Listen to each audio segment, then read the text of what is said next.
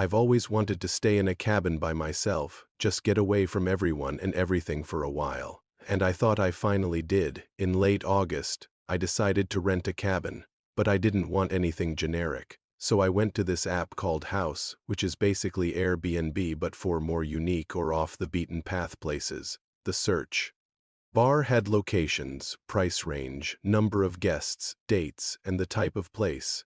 Since I was traveling solo, I chose a private room in a house under $100 a night. I didn't care where it was, so I picked one of the farthest out options, West Virginia. It brought up 3 results, and this one, number 2, stood out because it was half off. The photos were dark and grainy, but it looked secluded and pretty isolated. It was listed as a super unique log cabin in the woods. The listing said it was 30 minutes outside of town and near hiking trails and waterfalls, and I liked that there were no shared spaces since I would be staying there alone anyway. It seemed cheap and far enough away from people. So I sent a quick message asking if I could reserve it for 3 nights starting on Thursday. The host responded within a few hours and I paid for the reservation. That was Monday. Wednesday afternoon, I got another message from the host. He said he had trouble with spam messages lately, so he wouldn't be able to check me in online.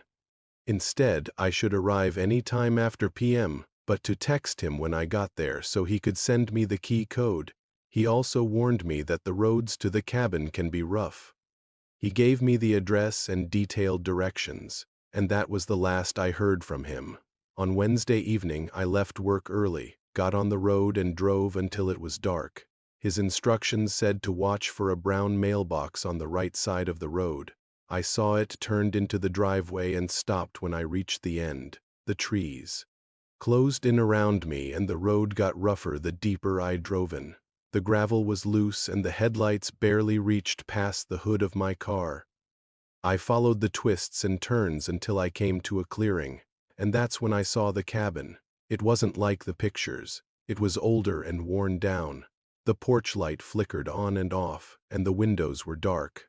I parked my car and walked toward the door. The ground felt spongy under my feet and the air grew colder. I could feel my heart beating in my chest. I reached for the doorknob and texted the host. After a minute, the front door clicked open. I stepped inside and shut the door behind me. The place smelled stale and like mildew. My eyes adjusted to the dim oil lamp hanging from the ceiling.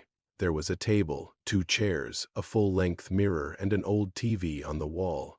On the other side was a bathroom with a shower, sink, and toilet.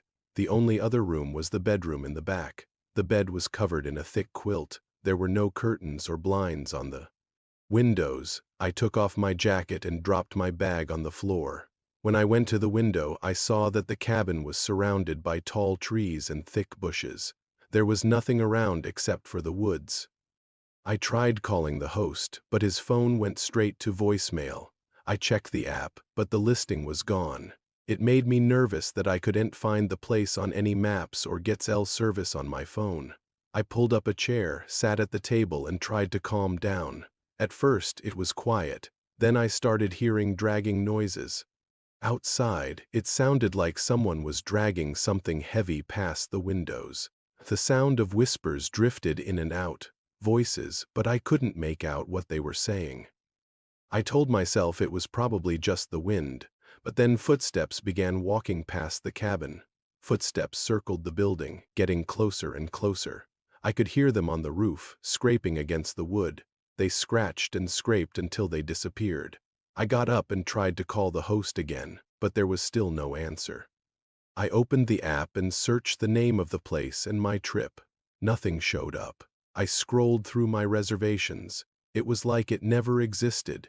Maybe I dreamed the whole thing. I rubbed my eyes and forced myself to calm down. As long as I stayed at the cabin, I'd be safe, right? I poured myself a glass of wine and sank into the couch. As soon as the bottle was empty, the footsteps returned. Now they were on the porch, shuffling around and scraping on the door. I pressed my back against the wall, shivering despite the heat inside the cabin. Someone was out there. I could feel it. I don't know how long I sat there, frozen in fear. Then the footsteps moved away and everything became silent. I breathed a sigh of relief and told myself I was being ridiculous. There was no one out there. It was just the wind. I tried to sleep but kept waking up. Every time I closed my eyes, I could hear the dragging noises, the whispering voices. Sometimes I'd wake to the feeling of someone staring at me. I tossed and turned, but I eventually fell into a fitful sleep. I woke up at a.m. I don't know if I slept for 5 or 10 hours. I checked the clock on the wall. The place looked different in the daylight. The walls were covered in beams that had been carved with strange symbols. I walked over and traced the grooves with my finger. Some of the lines formed shapes that looked familiar, but I couldn't tell what they were supposed to be. I went back to the window and stepped outside. I walked to the edge of the clearing and stared into the woods. All I could see were trees and shadows. But as I turned to go back, I realized that my car was gone. The driveway was empty. I ran to the front door and frantically dialed 911, but there was no service. Of course, there was no service. Why did I think I'd have service out there? But then I saw tire tracks in the dirt. Someone had driven my car to the end of the driveway. I followed the tire tracks until I reached the road and hiked toward town. I passed a few cabins. They looked abandoned, just like this one did in the pictures.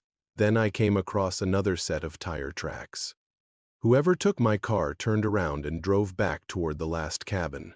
The forest was silent. It was like the sounds from last night were a figment of my imagination. I continued walking and eventually saw another cabin. It looked newer and well-maintained. I knocked on the door and waited. A man opened it and asked what I wanted. I asked him if he lived there or if anyone lived in the last cabin. He looked confused, and when he stepped outside, he looked down the road. I said I needed to get to a ranger station. He pointed down the road and said there wasn't one there. I insisted, but he just shook his head and went back inside.